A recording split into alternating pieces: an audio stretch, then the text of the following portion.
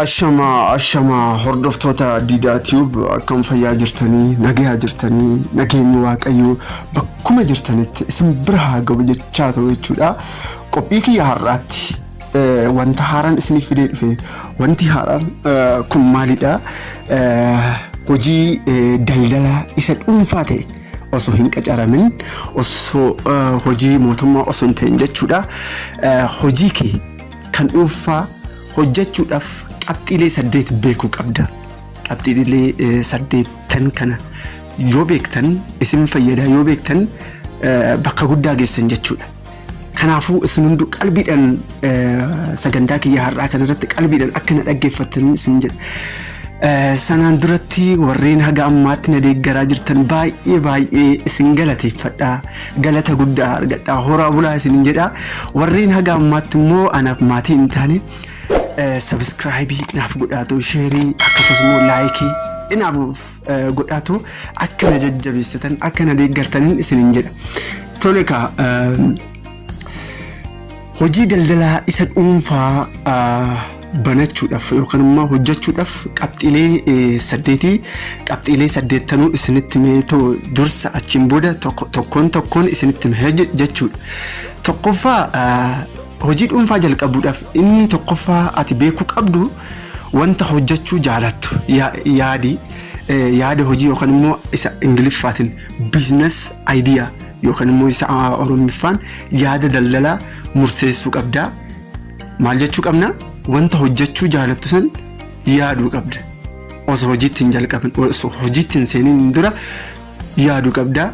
Yaada hojiidha yookaan immoo business idea yookaan immoo yaada daldalaa san xiinxaluu qabda jechuudha. Teessatoo inni lammaffaa immoo miiltoo qabachuu qabda yookaan immoo paartinarii barbaaddachuu qabda. Maal jechuudha? Hojii isa dhuunfaa daldalaa san keessa osoo hin seeniin dura namoota adda addaa yookaan immoo nama atitti dhiyaatu san siqxatoo jechuudha. Hojii akkamiitu na wayyaa, hojii akkamii osoo hojjedhee naamijaa jetteetu jechuudha. Miiltoo barbaadachuu qabda jechuudha. Inni sadaffaa immoo karoora daldalaa jechuun business plan jedhama. Karoora daldalaa san qopheessuu qabda. Inni arfaffaa immoo dhaabbata kee seeraan galmeessuu qabda jechuudha. Dhaabbata kee seeraan galmeessuu qabda. Inni shanaffaa mi'a dheedhii bakka argattu adda baasisin jedha. Mi'a dheedhii ta'e jechuudha. Bakka argattu addaan baasuu qabda. Mi'a ati bittu san addaan baasuu qabda. Tokkoon isinittan hima jechuudha. Inni jaaffaa immoo dhaabbata kee beeksisi. Dhaabbata kee beeksisi kanallee jechuudha. Diiteelii keessa gadi bu'ee ta'u jechuudha isiniif ibsa. Inni torbaffaa maamiltoonni kee yeroo maraa sirrii ta'uu isaanii amani. Fakkeenyaaf maamiltoonni yookaan immoo dambanyaan kee jechuudha. Fakkeenyaaf informationii sii kennan wanti kun akkanaa miti, wanti akkanaa miti, isa kana wala akkana goota, inni kun gaariidha. Kanaafuu jabaadhu siin jaan. Kanaafuu maamiltoonni kee yookaan immoo dambanyoonni kee yeroo maraa sirrii ta'uu isaanii amani sin jedha. Qabxiilee inni 8ffaa immoo obsa qabadhuudha. Obsa qabadhu jechuun maal jechuudha? Kan ammoo gadi bu'eetan isinittuma na hordofaa kabajamtoota keenya. Tole ka karaa tokkoffaatti yoo gad deebinu wanta hojjechuu jaalattu yaada hojii yookaan immoo business idea yaada daldalaa murteessuu qabda jechuudha. Fakkeenyaaf hojii mataa ofii uummataan of mindeessuu keessatti kun isa murteessaadha, isa jalqabaate jechuudha. Fakkeenyaaf of mindeessita waan ta'eef of qacarta waan ta'eef itti gadi buutetoo yaaduu qabda jechuudha hojii hojjettu san. Fakkeenyaaf baay'inaan sagalee kiyya kana dhagaa kan jiran dubartoota biyya alaa kan baay'inaan kan dhagaa jiran dubartoota biyya Arabaati. Obboleettiiwwan kiyya isin hundi wanti kun isin fayyada. Fakkeenyaaf hojii biyya Arabaati hojjettanii qarshii walitti qindeessitanii ogaa biyya Itoophiyaa dhuftanii booda jechuudha. Mana dabbasaa banuudhaaf businessii adda addaa suuqii banuudhaaf mana lukkuulee horsiisuudhaaf kan kana fakkaata wanta baay'eetu jira. Isaan kana jechuudha osoo hojii kana jalqabee miidhaan isaa maalidha? Akkasumas immoo fakkeenyaaf mana dabbasaa osoo bantanii jechuudha mootummaa wajjin isin wal qunnama dambanyaa baay'ee argachuu nan danda'a kan jedhamu san jechuudha. Turtee irra deddeebi'eetoo yaaduu qabda jechuudha. Egaa akkuma beektan ilma namaa waan jaalatu yoo hojjete salphaatti ni milkaa'a jechuudha. Kanaafuu dandeettii keessa kee jiru irratti of qopheessiteetoo hojii kee sirnaan jalqabuu qabda jechuudha. Maallaqa meeqa akka qabdu yeroo kee akkasumas immoo yeroo sa'aatii kana haga sa'aatii kanaatti hojjechuun qaba jetteetu jechuudha. Irra deddeebiteetoo ciisteetoo yookaan immoo nama isa jaalatu san miiltoo duratti isin jedhe waliin mari'achaatoo hojii kee karaa hojiitti seenuu qabda jechuudha. Kanaafuu walumaa galatti maalidha? Baay'inaan itti gadi buuteetoo yaaduu qabda biizinasii kee jalqabuun duratti. Inni lammaffaa miiltoo yookaan immoo paartinarii barbaaduu. Kun dirqamaa miti garuu dhufuun mari'atanii dhufan hin ajaa'u jedhamaa ture. Akkuma jedhan mataa tokkorra hin caalullee ni jedhama akkuma beektan. Akkana jedhama malee mataan lama mataa tokkorra ni caala akkuma jedhamu. Fakkeenyaaf yaada ati dhiyeessitu san hiriyaa kee yookaan immoo gwaddanyaa keessanitti yaada ati dhiyeessitu sanirra caalee ta'u jechuudha. Yaada gaarii kasi gammachiisu siif ibsuu danda'a waan ta'eef yaada sanirratti murtaa'eetoo yaada sanirratti murtoofteetoo jechuudha bakka guddaa gahuu dandeessa jechuudha. Inni sadaffaa karoora daldalaa yookaan immoo biizines pilaanii qopheessuu qabda jechuudha. Bakka ati deemtu yoo hin beekne lafuma argitetti dhaabbataa. Kanaaf kaayyoo galmaaf karoora kee mara waraqaa gubbaa ol kaa'ii. Fakkeenyaaf maal jechuu barbaadeeti karoora daldalaa jechuun meeshaan ati gurguru hedduu sun jechuudha. Wuddii ta'uu danda'a 30,000 illee 40,000 illee bituu danda'a. Tokkoon meeshaan ati bitte tokkoon maqaa isaaniitiif qarshii ati itti bitte sanii waraqaarra gahuu lafa keessuu qabda jechuudha. Irra godhuu yookaan immoo waraqaarra barreessisuu dandeessa. Dhiifama wajjin Oromiffina harkaa babbadaa jira waan ta'eef. Achiin booda jechuudha meeshaa tokko amma birrii 150 yoo bitte jechuudha. Meeshaa san dirqamatti 200tti gurguruu qabda jechuudha. Kana jechuudha karoora daldalaa yookaan immoo biizines pilaanii kee qopheessuu qabda kasin jechuu barbaade. Inni arfaffaa immoo dhaabbata kee seeraan galmeessi. Waajjira daldalaaf industirii deemuun hojii ofii galmeessisuun akka golgaatti nu fayyada. Dhaabbata keenya balaa irraa eeguuf akkasumas seera duratti fudhatamaa argachuu ni danda'a jechuudha. Kanaafuu maal jechuudha? Waajjira daldalaa industirii deemu hojii of galmeessisuu qabda jechuudha. Dhaabbata kee seeraan galmeessuu qabda. Fakkeenyaaf namoota ati qacarrisan jechuudha sirnaan sa'aatii eeganiitu sirnaan karaa hojiitti seenuu qabanii sirnaan immoo sa'aatii itti ba'anitti jechuudha sa'aatii san murteessuu qabda jechuudha. Yoo jechuudha abbaa dhaabbata guddaa yoo taate jechuudha. Inni shanaffaa immoo mi'a dheedhii bakka argattu addaa baase jechuudha.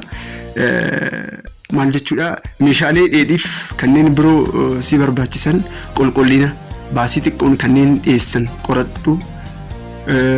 Mi'a wal fakkaataa gatii garaagaraan gabaa keessa ni argata. Kanaaf haalaan qorannoo gabaa gaggeessuu qabda jechuudha. Inni jahaffaa dhaabbata kee beeksisi. Dhaabbata kee beeksisa jechuun tooftaalee adda addaatiin dhaabbata kee beeksisuu ni dandeessa jechuudha. Tooftaalee adda addaatiin dhaabbata kee beeksisuu danda'a. Fakkeenyaaf filaayerii fakkeenyaaf ani hojiin kee hojii makaanikiiti. Maqaan kiyyaallee akkuma beektan Diidaa jedhama. Dhaabbata elektrishiyaana Diidaa jedheetan jechuudha. Waraqaa xiqqoo birrii 2 shilingii dhamoo akka kana ishii babbarreessite jechuudha. tokko ishee san namoota adda addaatiif nan kenna. Boota ani itti hojjedhu sanitti immoo maalan godhee baaneeriin hojjechiise jechuudha. Baaneerii guddaa isaa jechuudha. Baaneerii guddaa akka gabatee maal jedhama isaa Oromoffaan achirratti ni barreeffama. Bakkuma ati teessu sanitti bakkuma ati hojjettu sanitti laxxafteetu namoonni achi yoo daddarban maqaa keetii fi hojii ogummaa ati hojjettu san waan achirraa dubbasaniif haala kanaan flyerii, stiikerii, social media, facebookidhaan, internetidhaan, websaayitoota adda addaatiin jechuudha dhaabbata kee beeksisuu qabda jechuudha. Inni torbaffaa immoo maamiltoonni kee yeroo maraa sirrii ta'uu isaanii amanu. Yaada isaanii dhaggeeffachuu qabda. Yeroo simattu kolfuu qabda. Fuula kee guuruu hin qabdu. Fuula kee bakka kolfuu qabda. Fuula kee guuruu hin qabdu bakka. Aarullee hin qabdu. Yoo aartallee jechuudha aara kee keessan jechuudha onnee kee keessa gootetu jechuudha. Kolfuu qabda. Hojiin yeroo daldalaati waan ta'eef kolfuu qabdan bakka. Kana inni 8ffaa immoo obsa qabaachuu qabda jechuudha. Fakkeenyaaf hojii tokko jalqabdeetu torban tokkotti beneficiaalii ta'uu dhabuu dadhabdaa jechuun bu'aa dhabuu dadhabdaa biizinasii ati barbaaddu san dhabuu dadhabda. Biyyaans ji'a 3 kan ji'a 3 mana kiraa ji'a 3 kaffalteetu jechuudha. Ji'a 3 booda bakka biizinasii waannaa biizinasii kee keessa kan seenu qabdu jechuudha. Kanaafuu suuta jechaa ta'u wanti hunduu suutan waan ta'eef daddafuu hin qabdu jechuudha. Kanaafuu Oromoo maal jedhee mammaakaa aannan goromsaa maal jedhamee haasa'ama. Aannan goromsaa suuta moo akka maal jedhama.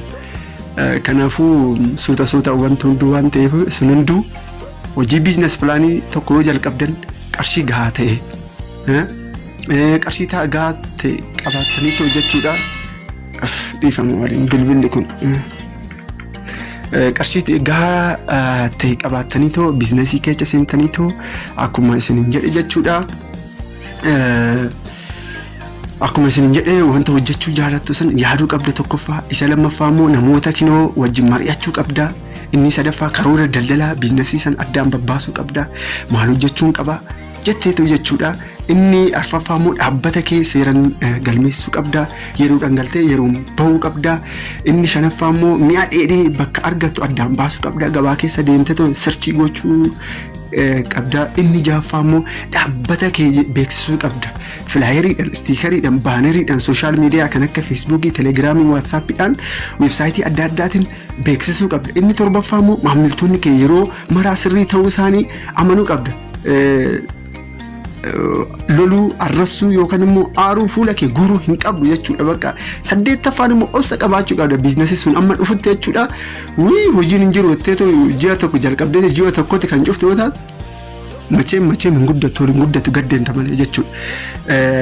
Kanaafuu walumaa galatti jechuudha namaan qacaramuu of qacaruun waan hundaa caala. Kanaaf akka biizinesmaanitti of ilaaluu qabda. Akkuma haaraa qacaramuuf wixiffattu ifama akkuma haaraa qacaramuuf ol kakkaatutti jechuudha. Of qacarteetoo of guddisuu qabda jechuudha. Kabajamtoota keenya wanni nama isin jechaa jiru kun jechuudha baay'ee isif fayyada. Especially dubartoonni keenya ni jiran, dubartoonni biyya Arabaa jiran, dubartoonni biyya alaa jiran. Macheem biyya alaa achi jiraachuuf hin eeddan natti fakkaata. Achi dhuftanii Itoophiyaa yoo seentan biizinasii jalqabuun keessan waan jalqabdaniif isin hunduu biizinasii keessan akkuma amma isiniin jedhe kan yaaddaniitoo karoora baastaniitoo hojii keessan jalqabuu qabdan. Inni dhuma keessi keessan haa qulqullaa'u, jaalala namaa argadhaa, horaa bulaa, qimii yookaan immoo keessa keessan jechuudha wanta badaa hin yaadinaa, nama jaaladhaa, namaan wali hin lolinaa. Wanta gaarii lafarratti hojjettan wanti gaarii sun jechuudha samiirratti damooza ta'ee yookaan immoo mindaa ta'eetoo isiniif kaffalama waan ta'eefu isin hunduu wal jaaladhaa, wal hin jibbinaa, bakkuma jirtanitti biyyaaf ummataaf warra keessaniif kadhadhaa du'aa godhaa isinin jedhaa.